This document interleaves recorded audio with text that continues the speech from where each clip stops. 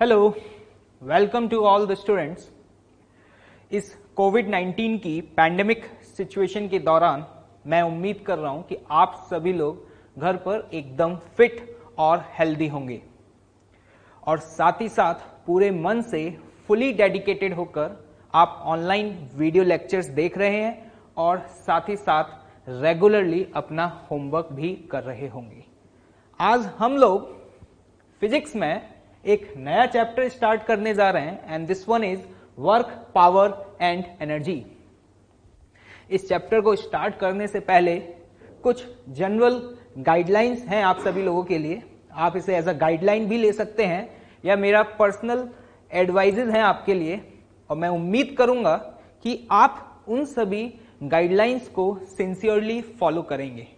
Okay, तो guideline number 1, आप online video lectures को जब भी देखें तो बहुत सिंसियरली डिवोटेड होकर के देखें और ड्यूरिंग द लेक्चर आपको जो भी स्टेटमेंट बताया जाए हर एक स्टेटमेंट को अपनी नोटबुक में नोट डाउन करें, क्योंकि अगर आप हर एक स्टेटमेंट को प्रॉपरली नोट डाउन करेंगे तो लेक्चर के बाद उन टॉपिक्स को रिवाइज करने में आपको काफी हेल्प मिलने वाली है।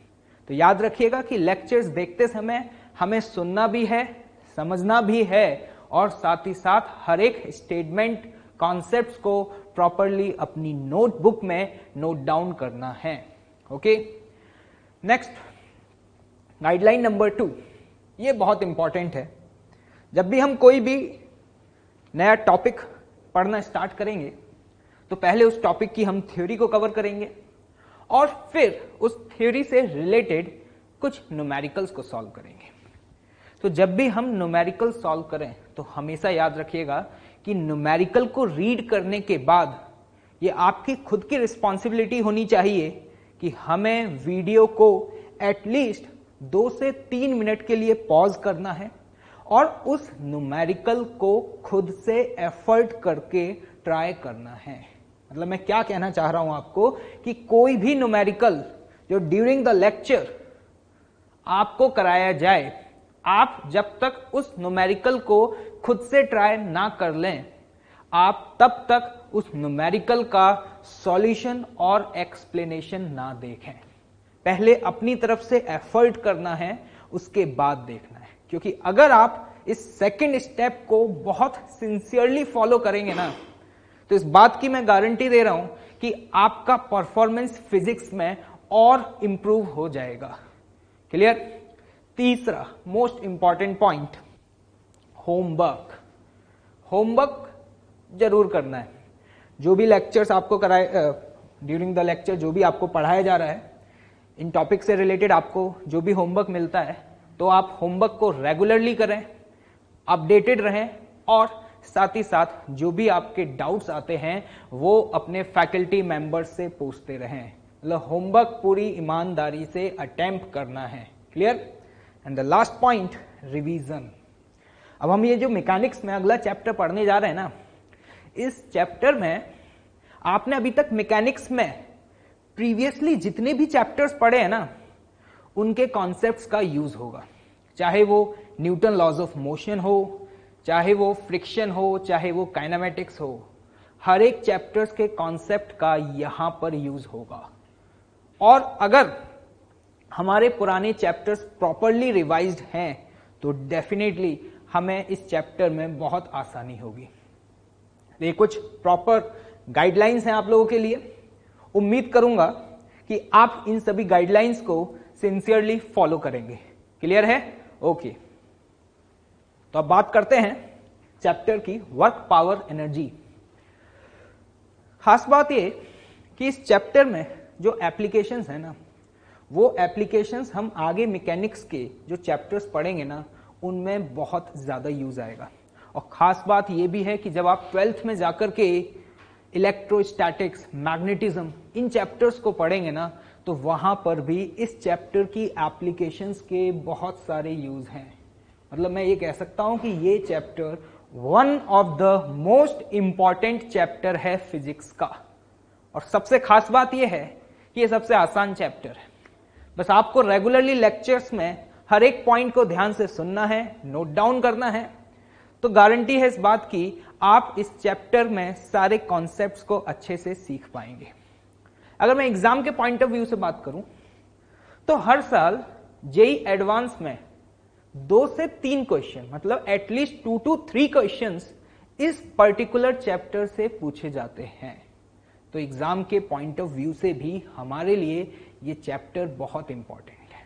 तो ध्यान रखिएगा, हमें अच्छे से मेहनत करनी है और हर एक कॉन्सेप्ट को बहुत अच्छे से सीखना है। ठीक है, तो चलिए स्टार्ट करते हैं। वर्क, पावर, एनर्जी, इसे शॉर्ट फॉर्म में WPE भी बोला जाता है। ठीक है, तो इस चैप्टर में हम इन 3 डिफरेंट फिजिकल क्वांटिटीज के बारे में डिटेल में पढ़ेंगे। ठीक है, तो जिसमें हम सबसे पहले यहां पे चर्चा करेंगे वर्क की।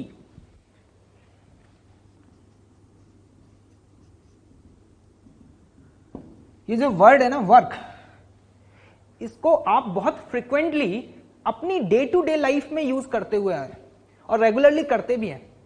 जैसे कि इस समय आप लोग अपने घर पर वीडियो लेक्चर्स को देख रहे हैं, होमवर्क कर रहे हैं, तो कभी कभी ऐसा होता होगा कि होमवर्क करते करते आप लोग काफी थक जाते होंगे या आप बहुत टायर्ड फील करते होंगे। तो आप लोग अपने पेरेंट्स को बोलते होंगे कि आज मैंने बहुत मेहनत की है या आज मैंने बहुत काम किया है। काम मतलब मैंने आज बहुत वर्क किया है जिसकी वजह से मैं थक गया। ये एक नॉर्मल सा वर्ड है जो हम अपनी डे टू डे लाइफ में यूज करते हैं ना। जैसे आपने और भी एग्जांपल्स में ले सकता हूं, जैसे जो बॉडी बिल्डर्स होते हैं तो जब जिम में जाते हैं तो क्या करते हैं, जिम में जाकर के वहां पर एक्सरसाइजेस करते हैं, तो वो एक स्टेटमेंट यूज करते हैं कि आज मैंने half an hour work out किया, मतलब मैंने आधे घंटे तक वर्क किया। तो ये एक नॉर्मल वर्ड है जो हम अपनी लाइफ में रेगुलरली यूज करते हुए आए हैं, या हम ये कह सकते हैं this is a general way. Okay, लेकिन आज मैं बात करने जा रहा हूं कि हम फिजिक्स में वर्क को कैसे डिफाइन करते हैं। फिजिक्स में वर्क का मतलब क्या है यह समझना हमारे लिए जरूरी है। तो फिजिक्स में वर्क को कैसे डिफाइन करते हैं उसमें हम यहां पर सबसे पहले वर्क का फॉर्मूला देखेंगे और फिर स्टेप बाय स्टेप उसे डिटेल में समझेंगे। ठीक है, तो जरा देखिएगा, work done by force on object is defined as work किसी भी फोर्स का होता है और किसी भी फोर्स के वर्क को कैसे डिफाइन किया जाता है मैं वो लिखने जा रहा हूं। देखिएगा कि अगर कोई फोर्स F वेक्टर जो कि किसी ऑब्जेक्ट पे लगता है और ऑब्जेक्ट के जिस पॉइंट पर वो फोर्स लगा उसकी वजह से अगर उस पॉइंट का डिस्प्लेसमेंट ds हुआ, ध्यान से देखना मैं क्या कहना चाह रहा हूं कि मान लीजिए एक फोर्स है F वेक्टर, F क्या है, फोर्स ऑन द ऑब्जेक्ट। इस फोर्स के लगने की वजह से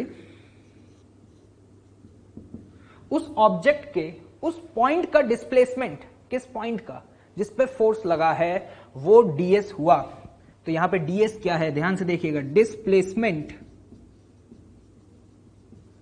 of point of application of force. Point of application of force का मतलब समझ रहे हैं, इसका मतलब है जिस पॉइंट पे फोर्स लग रहा है उस पॉइंट का डिस्प्लेसमेंट अगर ds हुआ तो इस गिवन फोर्स के वर्क को हम फिजिक्स में कैसे डिफाइन करते हैं ध्यान से देखिएगा। अगर डिस्प्लेसमेंट ds है, बहुत स्मॉल डिस्प्लेसमेंट है, तो वर्क भी बहुत स्मॉल होगा, जिसे मैं यहां dw से रिप्रेजेंट कर रहा हूं। तो dw बराबर f vector dot ds vector. ये जो डॉट है ये कोई नॉर्मल डॉट नहीं है, this is the dot product, या इसे हम बोल सकते हैं स्केलर प्रोडक्ट। याद करें आपने ये डॉट प्रोडक्ट वेक्टर्स चैप्टर में पढ़ा था। तो इस तरीके से हम वर्क को डिफाइन करते हैं। और अगर मुझे टोटल वर्क कैलकुलेट करना है, अगर मुझे टोटल वर्क कैलकुलेट करना है तो हर स्मॉल स्मॉल डिस्प्लेसमेंट के लिए मैं एफ डॉट ds की वैल्यू कैलकुलेट करता जाऊं और उन सभी का समेशन कर दूं। मैंने क्या बोला?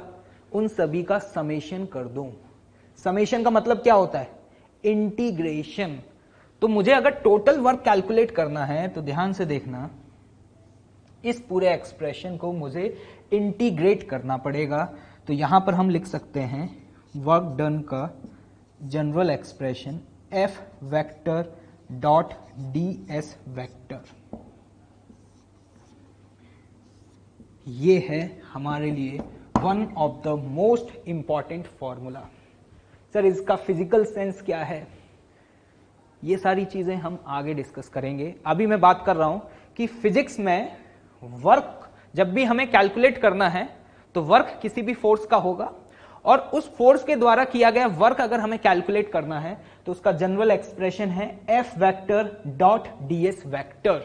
क्लियर? यहां पे ds क्या है? Displacement of point of application of the force. इस बात का मैं आगे जाकर के फिर से जिक्र करूंगा, अभी आप लोग इस एक्सप्रेशन को नोट डाउन करें। क्लियर? ओके। तो अभी हम लोगों ने देखा कि किसी भी गिवन फोर्स का वर्क क्या होता है। जल्दी से बताएं, अभी एक्सप्रेशन आपने नोट डाउन किया है। वर्क को हम कैसे लिखते हैं? Integral of F vector dot ds vector. Clear? अब देखना ध्यान से, इफ फोर्स इज कांस्टेंट, मैं क्या कहना चाह रहा हूं कि जिस फोर्स का हमें वर्क कैलकुलेट करना है ना, अगर सपोज वो फोर्स कांस्टेंट हुआ, फोर्स के कांस्टेंट होने का मतलब क्या है पहले मुझे ये समझाओ।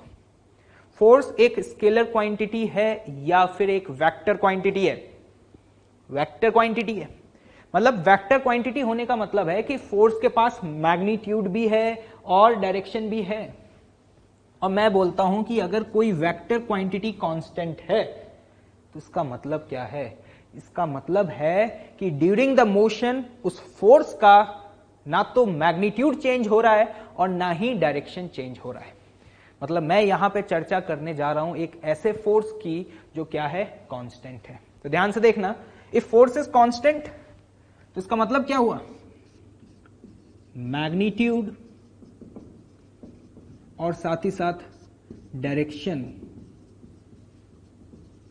ये दोनों ही क्या है? कांस्टेंट है।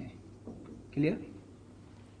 अगर फोर्स कांस्टेंट होगा तो एक बात बताओ मुझे, क्या इस कांस्टेंट फोर्स को हम इंटीग्रल साइन से बाहर निकाल सकते हैं? या आप जानते हैं कोई भी चीज कांस्टेंट होती है तो उस कांस्टेंट को हम इंटीग्रल साइन के बाहर लिख सकते हैं। क्लियर? तो ध्यान से देखना, यहां पर अगर फोर्स कांस्टेंट हुआ तो इसी एक्सप्रेशन को मैं कैसे लिख सकता हूं? F vector dot integral of ds vector. ये क्या है? Integration of ds vector. Integration का मतलब बताओ? समेशन। अगर मैं ds सारे डिस्प्लेसमेंट का समेशन करता चला जाऊं तो मेरे पास क्या आ जाएगा? Total displacement. तो इस इंटीग्रल ऑफ ds को मैं ऐसे भी लिख सकता हूं, ध्यान से देखना, F vector dot s vector, where s is what? Displacement of body. ये एक्सप्रेशन देख करके आपको लग रहा होगा कि हाँ यार ये कभी पहले पढ़ चुके हैं। इस एक्सप्रेशन से आप लोग फैमिलियर होंगे, F vector dot S vector. याद करें, ये एक्सप्रेशन आपने पढ़ा था वेक्टर चैप्टर में जब आप स्केलर डॉट प्रोडक्ट पढ़ रहे थे। एफ डॉट एस, आज ये वही एक्सप्रेशन है।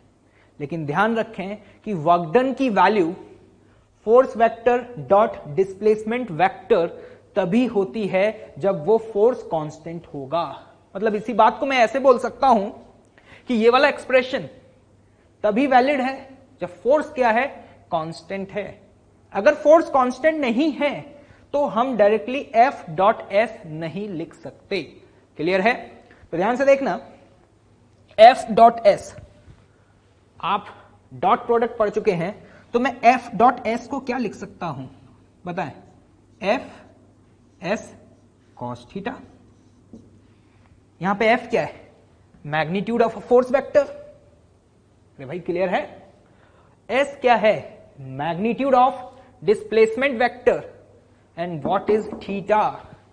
Theta is the angle between the force vector and displacement vector.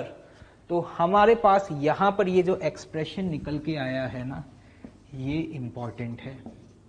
और याद रखिएगा, मैं बार बार इस बात को बोल रहा हूं, एक बार फिर से रिपीट करता हूं कि ये एक्सप्रेशन तभी वैलिड होगा जब फोर्स क्या होगा? कांस्टेंट होगा। क्योंकि अगर फोर्स कांस्टेंट है तभी तो आप उसे इंटीग्रेशन से बाहर निकाल सकते हैं ना, अदरवाइज तो वो इंटीग्रल साइन के बाहर आ ही नहीं पाएगा। तो यहां देख लेते हैं थीटा क्या है। Theta is what? Angle between the force and displacement vector। Clear है?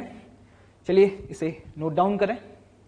तो अभी तक हमें समझ में आ चुका है कि किसी भी कांस्टेंट फोर्स का वर्क क्या होता है? F vector dot S vector. Clear? अब एक बात बताओ मुझे, अगर मैं आपसे ये पूछूं कि वर्क की एसआई यूनिट क्या है, जल्दी से बताएं। मैंने क्या बोला? SI unit of work. याद करें, वर्क की SI यूनिट वही होती है जो एनर्जी की होती है। याद करें, यूनिट एंड डायमेंशन पढ़ाया गया था आपको। तो मैं ये कह सकता हूं कि SI unit of work is joule. Clear? जिसे हम J से रिप्रेजेंट कर सकते हैं। और अगर ये SI यूनिट है तो सीजीएस यूनिट क्या है? आप लोग खुद ही बता दें। सीजीएस यूनिट क्या लिखेंगे वर्क की? सीजीएस यूनिट इज अर्ग। क्लियर? और आपको अर्ग और जूल में क्या रिलेशन है ये भी याद होगा। तो जल्दी से बताएं क्या रिलेशन था? 1 जूल इज इक्वल टू 10⁻⁷ अर्ग। याद रखिएगा, ठीक है। और अगर मैं वर्क के डायमेंशनल फॉर्मूले की बात करूं तो वर्क का डायमेंशनल फॉर्मूला वही होता था जो एनर्जी का डायमेंशनल फॉर्मूला था। ये सब पढ़ चुके हैं आप लोग। जल्दी से बताएं वर्क का डायमेंशनल फॉर्मूला क्या लिखेंगे जो एनर्जी का होता था? और एनर्जी का डायमेंशनल फॉर्मूला था mL⁻², T⁻²। ये क्या था? Dimensional formula. क्लियर? तो एक बात बताओ मुझे, जो वर्क है वो एक स्केलर क्वांटिटी है या फिर वेक्टर क्वांटिटी है? मैंने क्या क्वेश्चन पूछा, फिर से रिपीट कर रहा हूं। वर्क एक स्केलर क्वांटिटी है या फिर वेक्टर क्वांटिटी है? बिल्कुल सही, वर्क एक स्केलर क्वांटिटी है। Work is a scalar quantity. आप ऐसे भी समझ सकते हैं, आपने वर्क को कैसे डिफाइन किया? F vector dot S vector. एक बात बताओ, फोर्स क्या है? Vector quantity. क्लियर? और डिस्प्लेसमेंट क्या है? Vector quantity. तो जब आप दो वेक्टर क्वांटिटीज का डॉट प्रोडक्ट करते हैं तो आपके पास जो क्वांटिटी निकल करके आती है वो क्या आती है? जल्दी बताएं, क्या आती है? स्केलर क्वांटिटी आती है। तो F vector dot S vector जब आपने किया, मतलब दो वेक्टर क्वांटिटीज का जब आप डॉट करते हैं तो जो आपके पास नई फिजिकल क्वांटिटी निकल के आएगी वो एक स्केलर क्वांटिटी होगी। इसीलिए तो आप डॉट प्रोडक्ट को याद करें, एक और नाम होता था क्या? स्केलर डॉट प्रोडक्ट भी बोलते थे। स्केलर डॉट प्रोडक्ट क्यों बोलते थे? क्योंकि दो वेक्टर क्वांटिटीज का डॉट हमेशा एक स्केलर क्वांटिटी आता है। तो याद रखिएगा कि work is a scalar quantity. Clear है? चलिए एक और पॉइंट, कि जब भी हम वर्क कैलकुलेट करते हैं तो किसी फोर्स का वर्क कैलकुलेट करते हैं, और खास बात पता है क्या है? कि किसी भी गिवन फोर्स का वर्क पॉजिटिव, नेगेटिव या जीरो कुछ भी हो सकता है। अभी हम आगे चर्चा करेंगे कि कब पॉजिटिव होगा, कब नेगेटिव होगा और कब जीरो होगा, लेकिन याद रखिएगा कि work can be positive, negative और जीरो। एक खास बात है, किसी भी फोर्स का वर्क पॉजिटिव, नेगेटिव या जीरो कुछ भी हो सकता है। तो ये कुछ इंपॉर्टेंट पॉइंट्स हैं, इन्हें आप नोट डाउन करें। ओके, चलिए अब हम देखते हैं कि किन सिचुएशंस में किसी भी फोर्स का वर्क पॉजिटिव, नेगेटिव या जीरो कैसे हो सकता है। देखिएगा सिचुएशन, जैसे कि मैं केस नंबर 1 डिस्कस कर रहा हूं।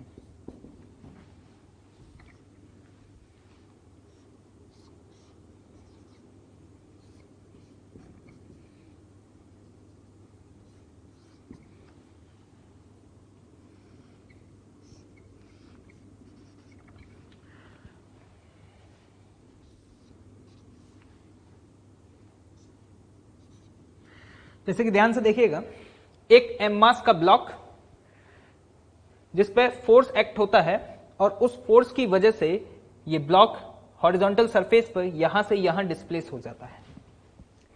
इस ब्लॉक के ऊपर और भी बहुत सारे फोर्सेस लग रहे होंगे, मुझे नहीं पता। मैं यहां पे सिर्फ और सिर्फ इस बात में इंटरेस्टेड हूं कि इस गिवन फोर्स ने जो वर्क किया है वो पॉजिटिव है या फिर नेगेटिव है। एक बात बताओ मुझे, जब ये ब्लॉक यहां से यहां डिस्प्लेस हुआ तो ये है उसका डिस्प्लेसमेंट वेक्टर और ये है फोर्स वेक्टर। ये फोर्स एक कांस्टेंट फोर्स है। कांस्टेंट का मतलब अभी हम चर्चा कर चुके हैं, एक ऐसा फोर्स जिसका मैग्नीट्यूड और डायरेक्शन हमेशा क्या है, कांस्टेंट है। तो एक बात बताना मुझे, आप डॉट प्रोडक्ट पढ़ चुके हैं और किसी भी कांस्टेंट फोर्स का वर्क क्या हुआ करता था, F vector dot S vector, जिसे मैं लिख सकता था एफ एस कॉस थीटा। दो वेक्टर्स का डॉट पॉजिटिव कब होता है, जल्दी बताएं। दो वेक्टर का डॉट तब पॉजिटिव होता है जब अगर उन दो वेक्टर्स के बीच का एंगल एक्यूट हो। एक्यूट मतलब लेस देन 90 डिग्री। जैसे कि आप यहां पे देख पा रहे हैं कि फोर्स और डिस्प्लेसमेंट वेक्टर के बीच का जो ये एंगल है ये less than 90 degree and greater than 0 है। तो अगर ऐसा हुआ तो इस गिवन सिचुएशन में इस फोर्स का वर्क क्या आएगा, पॉजिटिव और नेगेटिव। पॉजिटिव पक्का, तो हम कह सकते हैं इस सिचुएशन में work done by this force will be positive. Clear है, मतलब सिंपल सी बात है, किसी भी गिवन फोर्स का वर्क पॉजिटिव अगर है तो वो तभी पॉसिबल हो सकता है जब फोर्स और डिस्प्लेसमेंट वेक्टर के बीच का एंगल क्या हो, एक्यूट हो। एक्यूट मतलब लेस देन 90 डिग्री और greater than 0। Clear. Case number 2 देखिएगा,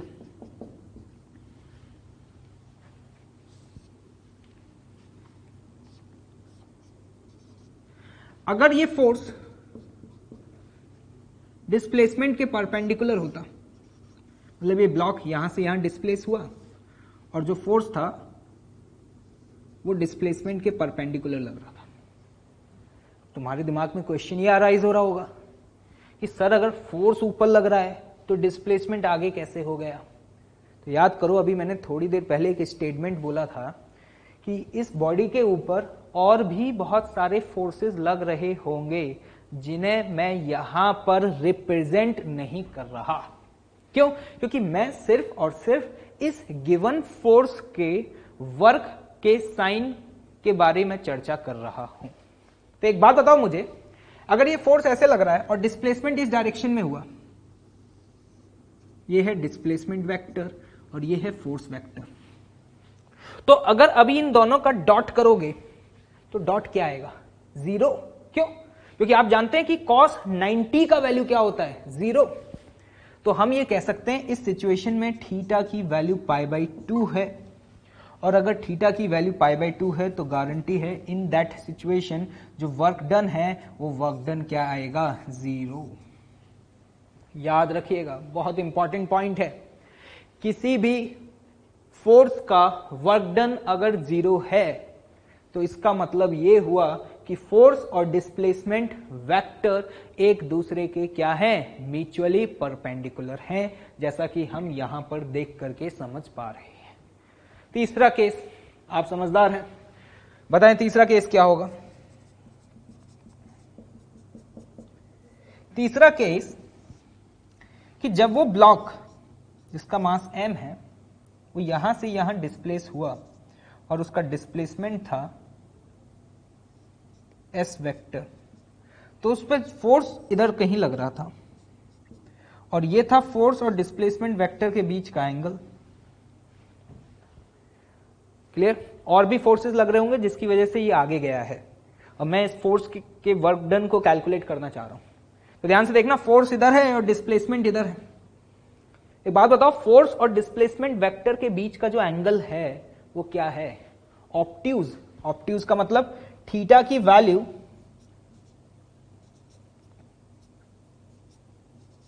(90 डिग्री से ज्यादा है और 180 डिग्री के बीच में हो सकता है। यहां पे भी आप इक्वलिटी का साइन लगा लीजिएगा, यहां पे 0 के सामने, मतलब ये जो एंगल है वो एंगल 0 से 90 के बीच में कुछ भी हो सकता है, मतलब लेस देन 90 डिग्री होना चाहिए। सिमिलरली उसी तरीके से ये एंगल 90 से ज्यादा होना चाहिए और दो वेक्टर्स के बीच का एंगल 180 डिग्री से ज्यादा हो नहीं सकता। तो मैंने यहां पे बोला कि अगर एंगल 90 डिग्री से ज्यादा है और 180 डिग्री के बीच में है, जैसा कि आप देख पा रहे हैं, तो इस गिवन सिचुएशन में इस फोर्स का जो वर्क डन आएगा वो वर्क डन क्या होगा, पॉजिटिव या नेगेटिव? नेगेटिव होगा। मतलब सिंपल सी बात है। आज के बाद जब भी तुम्हें यह चेक करना हो कि किसी भी गिवन फोर्स का वर्क पॉजिटिव, नेगेटिव या 0 क्या है, तो आपको सिर्फ क्या देखना है, सिर्फ एक पैरामीटर को ऑब्जर्व करना है और वो पैरामीटर क्या है, थीटा। अगर एंगल 90 से कम है, गारंटी है कि वर्क डन उस फोर्स का पॉजिटिव आएगा। अगर एंगल 90 से ज्यादा है तो गारंटी है इस बात की कि उस गिवन फोर्स का वर्क नेगेटिव आएगा। और अगर एंगल फोर्स और डिस्प्लेसमेंट वेक्टर के बीच का 90 हुआ तो डेफिनेटली उस गिवन फोर्स का वर्क उस सिचुएशन में क्या होगा, 0 होगा। क्लियर है? उम्मीद कर रहा हूं कि आप लोगों को समझ में आ गया होगा।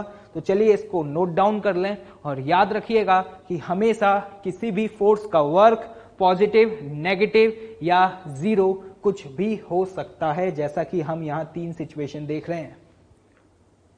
वो किस पे डिपेंड करता है, थीटा पर। And theta is what, the angle between the force vector and displacement vector. Okay, note down this.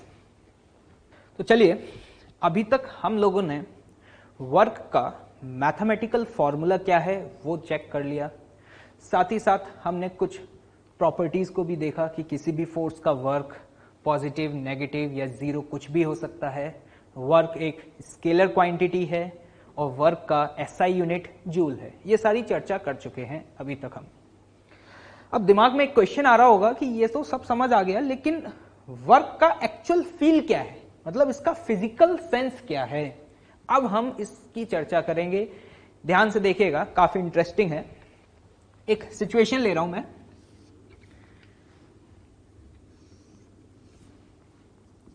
एक हॉरिजॉन्टल सरफेस, इस हॉरिजॉन्टल सरफेस पर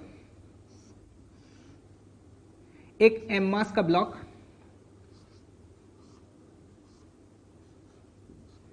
जिस पर एक पर्सन फोर्स लगाता है।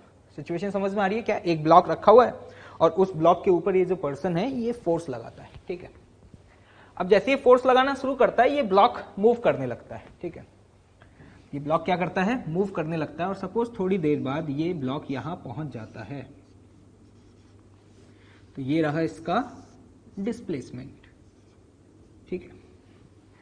अगर मैं आपसे ये सवाल पूछूं कि ये बताओ मुझे कि जब इस मैन ने इस ब्लॉक के ऊपर फोर्स लगाया तो work done by man on the block, question क्या है मैं लिख देता हूं। मैंने क्या पूछा, work done by man on block. मतलब इस मैन ने इसके ऊपर जो वर्क किया है वो पॉजिटिव होगा या नेगेटिव, बस मुझे साइन बता दो, मैं मैग्नीट्यूड वगैरह नहीं पूछ रहा हूं कि work done by man on the block जो है वो पॉजिटिव होगा या नेगेटिव होगा। तो ध्यान से देखना, जब ये इसको पुश कर रहा है तो इस ब्लॉक के ऊपर फोर्स इधर लगाएगा। तो आप यहां पे देख पा रहे हैं कि फोर्स और डिस्प्लेसमेंट वेक्टर एक दूसरे के पैरेलल हैं। पैरेलल होने का मतलब एंगल कितना है, 0। और अगर एंगल 0 डिग्री है तो गारंटी है कि work done by man on the block क्या होगा, पॉजिटिव होगा। क्लियर? सिमिलरली अगर मैं आपसे ये पूछता कि work done bye block on man, तो आपका आंसर क्या था? मतलब work done by man on the block की वैल्यू पॉजिटिव आती या फिर नेगेटिव आती? सिर्फ मुझे साइन बताओ, मैग्नीट्यूड नहीं पूछ रहा हूं। तो आप ध्यान से देखें, अगर मैं इस मैन की बात करूं तो ये मैन इस ब्लॉक पे फोर्स आगे लगा रहा है,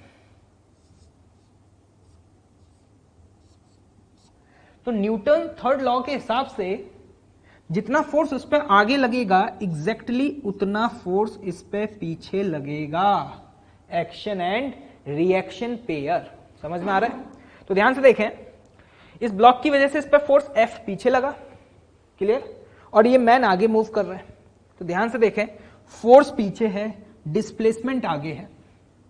तो मैं ये कह सकता हूं मैन पे लगने वाला फोर्स और डिस्प्लेसमेंट वेक्टर एक दूसरे के एंटी पैरेलल हैं। एंटी पैरेलल होने का मतलब एंगल कितना, 180 डिग्री। और अगर एंगल 180 डिग्री है तो जल्दी बताओ कि वर्क डन क्या होगा, नेगेटिव। देख पा रहे हो?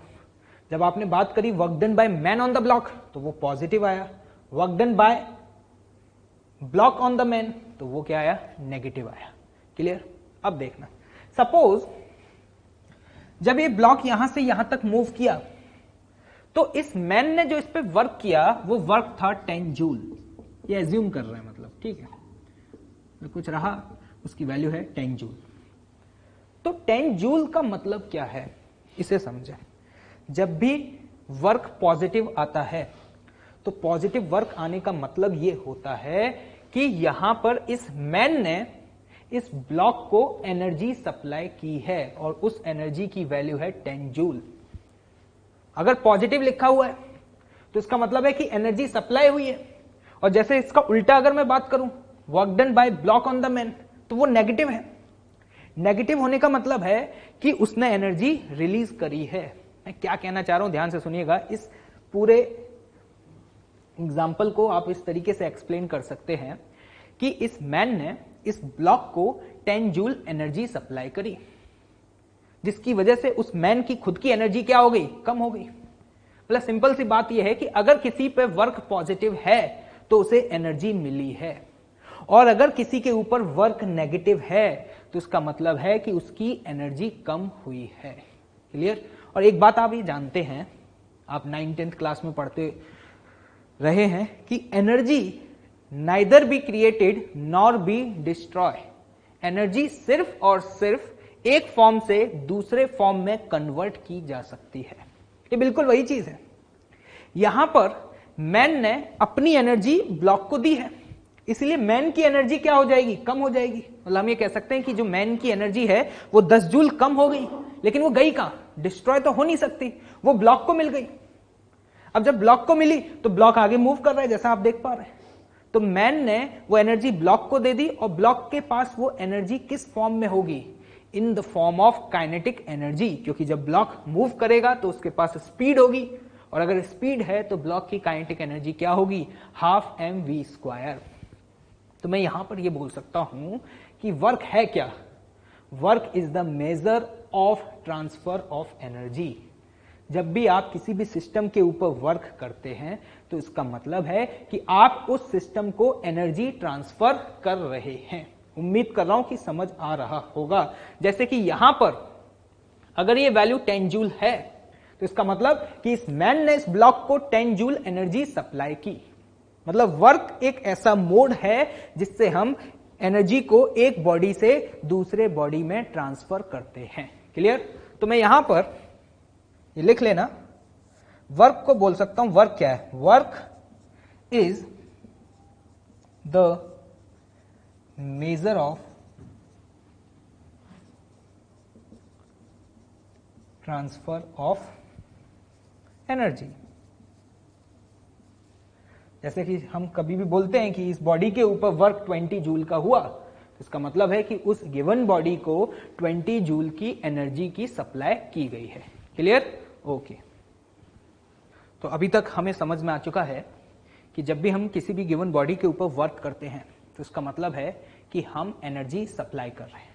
अगर किसी बॉडी पे वर्क पॉजिटिव हुआ है तो उसने एनर्जी गेन किया है, और अगर किसी बॉडी के ऊपर वर्क नेगेटिव हुआ है तो इसका मतलब कि उसने एनर्जी रिलीज किया है। क्लियर? अब चलो देखो, एक एग्जांपल देखते हैं, काफी इंटरेस्टिंग है, ध्यान से देखिएगा। एक मैन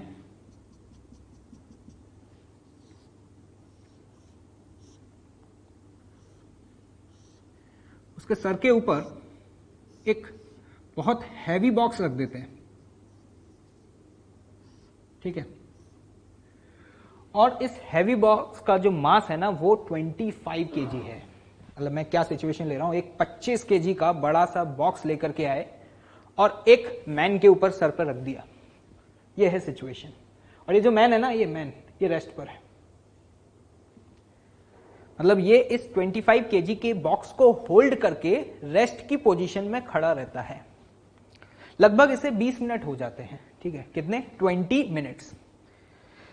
20 मिनट बाद मैं आप में से किसी भी एक स्टूडेंट से ये क्वेश्चन पूछूं कि ये बताओ कि इस मैन ने इस ब्लॉक के ऊपर जो वर्क किया है वो वर्क पॉजिटिव है या फिर नेगेटिव है। मेरा क्वेश्चन समझ आया? मैंने क्वेश्चन क्या पूछा कि 20 मिनट बाद मैं अगर आपसे एक क्वेश्चन पूछूं कि वर्क डन, ध्यान से सुनना, work done by man on block. मुझे मैग्नीट्यूड मत बताओ, मुझे सिर्फ ये बताओ पॉजिटिव आएगा, नेगेटिव आएगा या फिर जीरो आएगा। Work done by man on the block. अब आप साइंस के स्टूडेंट हैं और अभी आपने वर्क की डेफिनेशन पढ़ी। वर्क को हम डिफाइन कैसे करते हैं?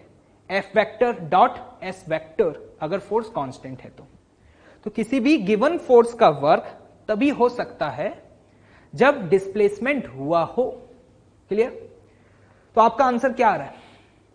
मेरे हिसाब से आपका आंसर अभी 0 आना चाहिए। क्यों? क्योंकि ये मैन इस ब्लॉक पर फोर्स तो लगा रहा है लेकिन ये ब्लॉक डिस्प्लेस नहीं हो रहा। मतलब यहां पर फोर्स है लेकिन डिस्प्लेसमेंट नहीं है। तो हम ये कह सकते हैं इस मैन ने इस ब्लॉक के ऊपर वर्क नहीं किया और ये वैल्यू क्या है? 0। तो एक स्टूडेंट आया और बोला कि भाई साहब आपने इस बॉक्स के ऊपर कोई वर्क नहीं किया, मतलब आपके द्वारा किया गया वर्क 0 है। तो ये जो मैन है उसने कहा ये कैसी बात कर रहे हैं भैया, 20 मिनट्स पहले जब बॉक्स को मेरे सर पर रखा गया था मैं काफी एनर्जेटिक फील कर रहा था, लेकिन अब 20 मिनट बाद मैं काफी टायर्ड फील कर रहा हूं और तुम कह रहे हो कि मैंने कोई वर्क ही नहीं किया। कौन सही है? क्या मैन कुछ गलत बोल रहा है क्या? वो भी अपनी जगह बिल्कुल सही है ना भाई। अरे इतना हैवी ब्लॉक उसके सर पे रखा हुआ है तो 20 मिनट में भाई उसकी हालत वैसे ही खराब हो जाएगी और 20 मिनट बाद वो वैसे ही टायर्ड फील करने लगेगा क्योंकि उसकी एनर्जी कम हो जाएगी। और तुम कह रहे हो कि यार वर्क 0 हुआ है। तुम भी सही हो, मैन भी सही है। तो फिर इस मैन की एनर्जी गई कहां? अगर ये टायर्ड फील कर रहा है मतलब थक गया है तो उसका मतलब है कि इसकी एनर्जी कम हुई है। तो फिर एनर्जी गई कहां? मेरा सवाल समझ में आ रहा है? बताएं, देखें ध्यान से, बहुत इंटरेस्टिंग बात है। मैन ने ब्लॉक को कोई भी एनर्जी सप्लाई नहीं की इसलिए वैल्यू है 0। तो फिर मैन की एनर्जी कम क्यों हुई? सवाल अब ये उठता है। तो ध्यान से सुनिएगा, हमारी जो बॉडी है ना उस बॉडी के अंदर मसल्स होती हैं और जो मसल्स हैं वो लगातार मतलब कॉन्टिन्यूसली कॉन्ट्रैक्ट और रिलैक्स होती हैं, कॉन्ट्रैक्ट रिलैक्स, इस तरीके से मसल्स का लगातार मूवमेंट होता रहता है। अगर वो मूवमेंट बहुत फ्रिक्वेंटली होगा तो उस केस में हमारी बॉडी से ज्यादा एनर्जी रिलीज होगी। जैसा कि आप देखते भी होंगे, अगर आप एक्सरसाइज वगैरह करना स्टार्ट करें तो आप जल्दी थक जाते हैं। क्यों? जब आप एक्सरसाइजेस करते हैं तो मसल्स के कॉन्ट्रैक्ट और रिलैक्स होने की जो फ्रीक्वेंसी है वो बढ़ जाती है, तो उस केस में आपकी बॉडी से एनर्जी ज्यादा रिलीज होती है। बिल्कुल वैसा ही यहां कुछ हो रहा है। जब ये 25 केजी का बॉक्स इसके सर के ऊपर रख दिया गया तो इस बॉडी के अंदर जो मसल्स थी उनका कॉन्ट्रैक्शन रिलैक्सेशन बहुत तेजी से होने लगा, और जब वो तेजी से होने लगा तो उसकी वजह से ये बॉडी एनर्जी रिलीज करती है। वो एनर्जी किसी भी फॉर्म में रिलीज हो सकती है, जैसे कि आप देखते भी हैं कि अगर ये 20 मिनट तक इस हैवी बॉक्स को सर पर रखा रहेगा तो बॉडी में से पसीना बाहर आने लगता है, ठीक है, और आपकी बॉडी धीरे धीरे हीटअप होने लगती है। तो ये रीजन है कि इस सिस्टम की एनर्जी कम हो रही थी। हो सकता है कि 20 मिनट में इस सिस्टम ने 10 जूल एनर्जी रिलीज कर दी हो, जिसकी वजह से ये थक गया है। तो मैं यहां पे ये कह सकता हूं कि इस मैन की एनर्जी इसीलिए कम हो रही है क्योंकि मैन के अंदर जो मसल्स हैं उनमें जो इंटरनल फोर्सेस हैं वो आपस में वर्क कर रहे हैं, और उन वर्क की वजह से वो बॉडी एनर्जी रिलीज कर रहा है। लेकिन यहां पर ये मैन इस बॉक्स को कोई भी एनर्जी सप्लाई नहीं कर रहा। उम्मीद कर रहा हूं कि आपको समझ में आ रहा होगा। जैसा कि आप देख पा रहे हैं, work done by man on block. इसका मतलब क्या है? इसको हम ऐसे भी बोल सकते हैं, व्हाट इज वर्क? वर्क क्या है पहले ये बताओ। It is the measure of transfer of energy. तो बेसिकली मैं यहां पर यह पूछना चाह रहा था कि मैन ने ब्लॉक को कितनी एनर्जी ट्रांसफर की। इस सिचुएशन में मैन ने इस ब्लॉक को 0 एनर्जी ट्रांसफर की। फिर सवाल, तो फिर मैन की एनर्जी कम कैसे हो गई? वो आप समझ पा रहे हैं, मैन की एनर्जी इसलिए कम हो गई क्योंकि मैन के बॉडी के अंदर इंटरनल फोर्सेस ने वर्क किया, जिसकी वजह से वो एनर्जी बॉडी से बाहर रिलीज हुई और मैन की एनर्जी कम हो गई। क्लियर है? ओके, चलिए एक और देखते हैं। काफी इंटरेस्टिंग है, देखिएगा ध्यान से। अगला एग्जांपल, जैसे कि सपोज मैं इस हैंड को यहां बोर्ड पर रखता हूं, ठीक है, और इस तरीके से मूव करता हूं लाइक दिस, जैसा देख पा रहे हैं। तो इस मूवमेंट के दौरान मैं आपसे यह पूछूं कि मैंने इसके ऊपर कितना वर्क किया। सिचुएशन समझ में आ रही है क्या है? मैंने यहां पर जैसे ही मैं इसको टच करूंगा तो आपको समझ में आ रहा होगा कि जैसे ही टच करेंगे तो यहां पर नॉर्मल फोर्स लगेगा। अब मैंने क्या किया, अपनी बॉडी को इस तरीके से मूव किया, ठीक है। तो जब मैंने अपनी बॉडी को इस तरीके से मूव किया तो क्या मैंने इस बोर्ड के ऊपर वर्क किया है? मतलब मुझे यह बताएं, मैं यहां पर क्या पूछना चाह रहा हूं, work done bye me on board कितना होगा? जल्दी बताएं। 0 होगा। क्यों? ऐसा कैसे हो गया? मैंने यहां पे फोर्स लगाया, हां, जब मैंने यहां पे जैसे टच किया तो यहां पर मेरे और बोर्ड के बीच में फोर्स लगा है और मेरी बॉडी अभी मूव की है, तो फिर वर्क डन 0 कैसे हो गया? जल्दी बताएं। याद करें, मैंने आपको अभी थोड़ी देर पहले जब मैंने एक्सप्रेशन लिखा था वर्क डन का, जनरल एक्सप्रेशन याद करें, integral of F vector dot DS vector, तो मैंने वहां एक्सप्लेन किया था कि डीएस क्या है, डिस्प्लेसमेंट ऑफ बॉडी या फिर displacement of point of application of the force. Displacement of point of application of force मतलब जिस पॉइंट पे फोर्स लगा है उस पॉइंट का डिस्प्लेसमेंट क्या हुआ। तो इस वाली सिचुएशन में जब मैंने इस बोर्ड के कांटेक्ट में आया तो मैं फोर्स तो लगा रहा हूं, इस पॉइंट पर, लेकिन मेरे फोर्स लगाने की वजह से क्या ये पॉइंट डिस्प्लेस हुआ है? नहीं हुआ। तो अगर डिस्प्लेस नहीं हुआ तो इसका मतलब है कि गारंटी है कि वर्क डन की वैल्यू क्या आएगी? 0, क्योंकि डिस्प्लेसमेंट 0 है। मैं आपको ये एक्सप्लेन करना चाह रहा था कि जो डीएस होता है ना भाई, वो डीएस बॉडी का डिस्प्लेसमेंट नहीं होता, वो उस पॉइंट का डिस्प्लेसमेंट होता है जिस पॉइंट पर आपने फोर्स लगाया है। जैसा कि आप यहां पे देख पा रहे हैं, मैं जैसे ही यहां पर फोर्स लगाऊंगा तो फोर्स तो है, लेकिन ये पॉइंट डिस्प्लेस नहीं हो रहा, लेकिन मेरी बॉडी डिस्प्लेस हो रही है। तो क्या मुझे बॉडी से कोई मतलब है क्या? बिल्कुल मतलब नहीं है। मुझे मतलब सिर्फ उस पॉइंट से है जिस पॉइंट पे फोर्स लग रहा है। तो जिस पॉइंट पे मैंने फोर्स लगाया, मतलब जिस बोर्ड पर मैंने फोर्स लगाया, वहां का डिस्प्लेसमेंट नहीं हुआ। तो इसका मतलब यह है कि मेरे द्वारा इस बोर्ड पे किया गया वर्क क्या होगा? 0 होगा। इसको मैं ऐसे भी बोल सकता हूं कि मैंने इस बोर्ड को कितनी एनर्जी सप्लाई करी? 0। अब सवाल यह उठता है कि अगर मैं इस तरीके से लगातार बार बार इस तरीके से मूव करूं, लाइक दिस, मतलब इस तरीके से मैं पुशअप्स कर रहा हूं, ठीक है, तो अगर मैं लगातार इसी तरीके से पुशअप्स करता रहूंगा तो कुछ समय बाद मैं टायर्ड फील करने लग जाऊंगा, मतलब मुझे ऐसा फील होने लग जाएगा कि मैं थक रहा हूं।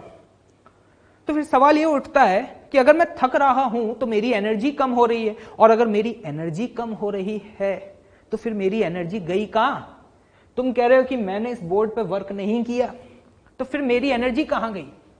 तो जब मैं यहां पे लगातार इस तरीके से पुशअप्स कर रहा हूं, उस दौरान मेरी बॉडी के अंदर जो मसल्स हैं उनमें मूवमेंट हो रहा है, और उनके मूवमेंट की वजह से मेरी बॉडी एनर्जी रिलीज करेगा, और वो एनर्जी रिलीज होने की वजह से मेरी बॉडी की एनर्जी कम होती जाएगी।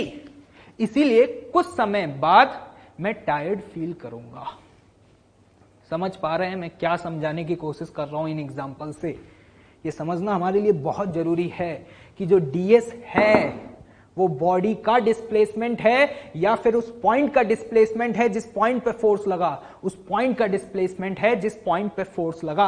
और इस तरीके से बोर्ड पे फोर्स लगाने से बोर्ड मूव नहीं कर रहा, उस पॉइंट का डिस्प्लेसमेंट नहीं हो रहा, इसलिए यहां पे वर्क की वैल्यू क्या है? 0 है। उम्मीद कर रहा हूं कि आप लोगों को समझ में आ रहा होगा। क्लियर? चलिए एक और एग्जांपल देखते हैं, देखिएगा।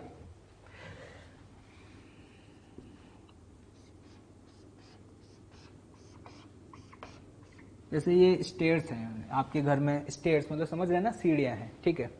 ये ग्राउंड फ्लोर है,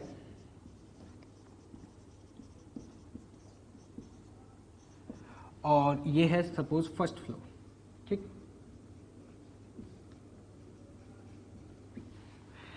अभी आप यहां पर हैं ग्राउंड फ्लोर पर, और आप ग्राउंड फ्लोर से फर्स्ट फ्लोर पर जाना चाहते हैं, तो आप क्या करेंगे? इस तरीके से पैर रखेंगे, फिर इधर रखेंगे, इस तरीके से स्टेयर्स पर क्लाइंब करते हुए ऊपर जाएंगे और फाइनली यहां पहुंचेंगे, ठीक है। मेरा सवाल क्या है वो ध्यान से सुनिएगा। आप इनिशियली यहां पे थे और फाइनली आप यहां पहुंच गए कुछ समय बाद। तो इस दौरान अगर मैं सवाल ये पूछूं कि work done by stairs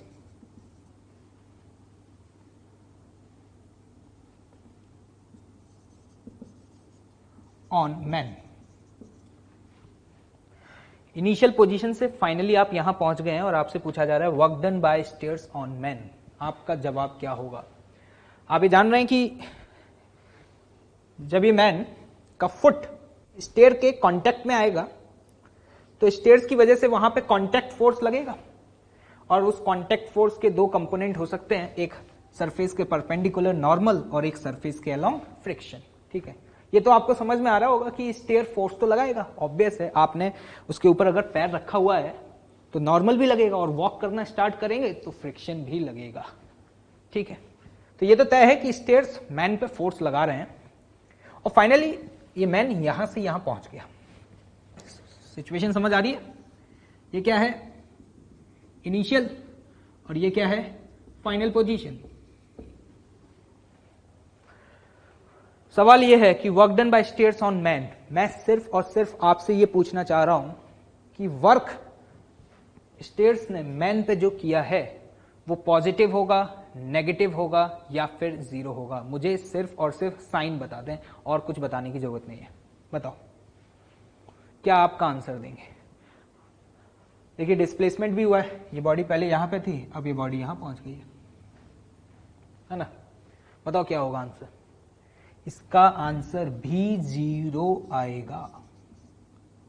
zero, ये कैसे पॉसिबल है। अभी तो बॉडी डिस्प्लेस भी हुई है, फोर्स भी लग रहा है। तो आज स्टेयर्स के द्वारा मैन पे वर्क जीरो कैसे है, अब इस बात को समझते हैं। बहुत इंटरेस्टिंग है, जरा ध्यान से देखिएगा। मान लीजिए ये स्टेयर्स का पहला स्टेप है और आप इस समय यहां ग्राउंड पर हैं, ठीक है। आप कैसे वॉक करते हैं, मतलब आप जब क्लाइंब करते हैं तो क्या करते हैं, आप एक पैर को ऊपर रखते हैं, फिर दूसरे पैर को ऊपर रखते हैं, इसी तरीके से चढ़ते हैं, ठीक है। तो ध्यान से देखिएगा, t=0 पर आपके दोनों पैर ग्राउंड सरफेस पे थे और अब आप चढ़ना चाहते हैं। तो जब तक फुट इस सरफेस के कांटेक्ट में होगा तब तक ये फोर्स लगाएगा। अब आपको डिस्प्लेस करना है तो आपको अपने फुट को हवा में उठाना होगा। आप जैसे ही अपने फुट को हवा में उठाएंगे तो जैसे ही ये हवा में आएगा वैसे ही कांटेक्ट फोर्स क्या हो जाएगा, जीरो इस वाले फुट पर, और फिर आप इसे डिस्प्लेस करेंगे, फिर आप यहां रखेंगे। सिमिलरली ऐसा ही आप दूसरे फुट के साथ करेंगे। फोर्स कब तक लगेगा, जब तक कांटेक्ट है। लेकिन अगर आपको इसे डिस्प्लेस करना है तो आपको इसको हवा में उठाना होगा। जैसे ही आप हवा में उठाएंगे फोर्स क्या हो जाएगा, जीरो, फिर आप ऊपर रख देंगे। देखो यहां हो क्या रहा है, जब फोर्स लग रहा है तब डिस्प्लेसमेंट नहीं हो रहा। मतलब मैं क्या कहना चाह रहा हूं, ध्यान से सुनिएगा।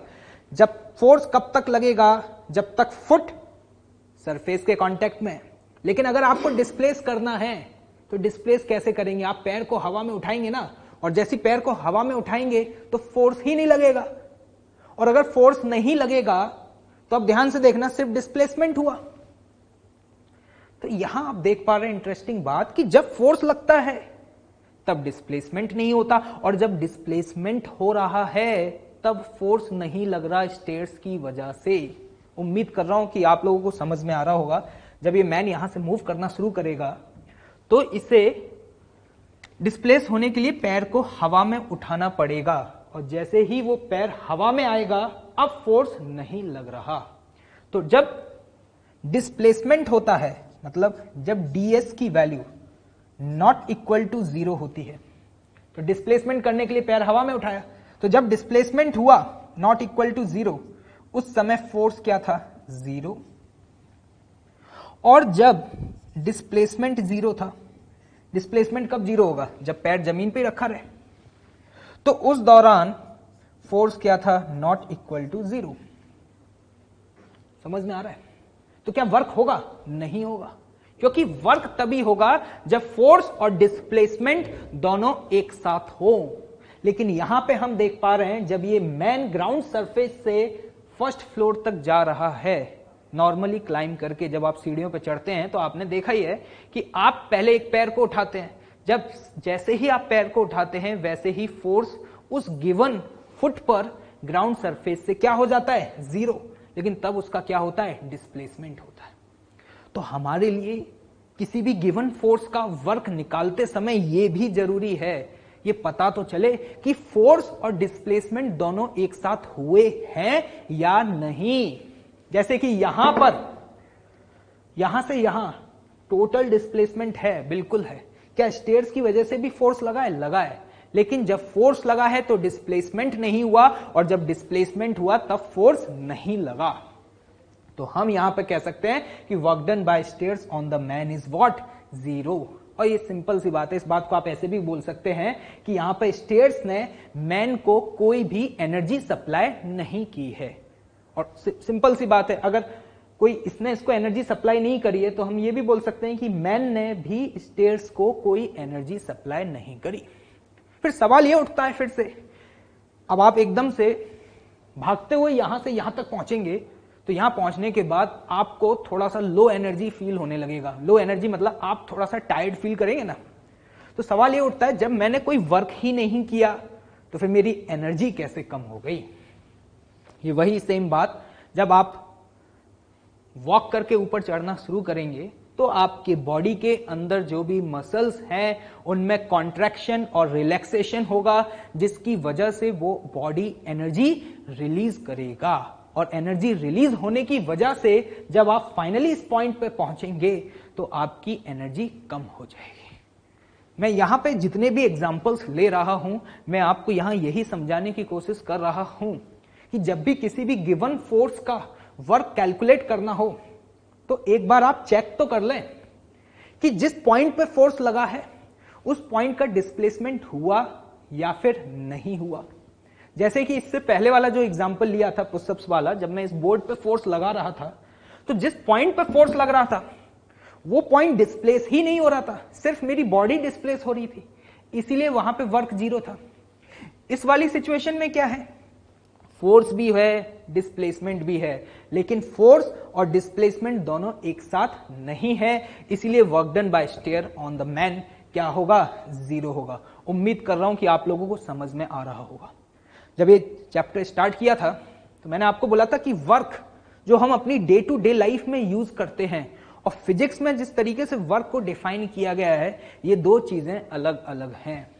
जैसे कि जब ये मैन यहां से यहां पहुंचा तो डेफिनेटली बोल सकता है कि यार मैंने बहुत वर्क किया है, लेकिन हम यहां पे देख पा रहे हैं कि work done by stairs on the man या work done by man on the stairs क्या है, जीरो है।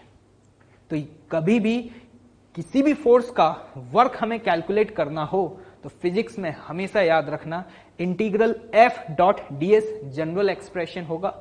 और खास बात, डीएस किसका डिस्प्लेसमेंट होगा, बॉडी का या फिर उस पॉइंट का जिस पॉइंट पे फोर्स लगा है, जिस पॉइंट पर फोर्स लगा है।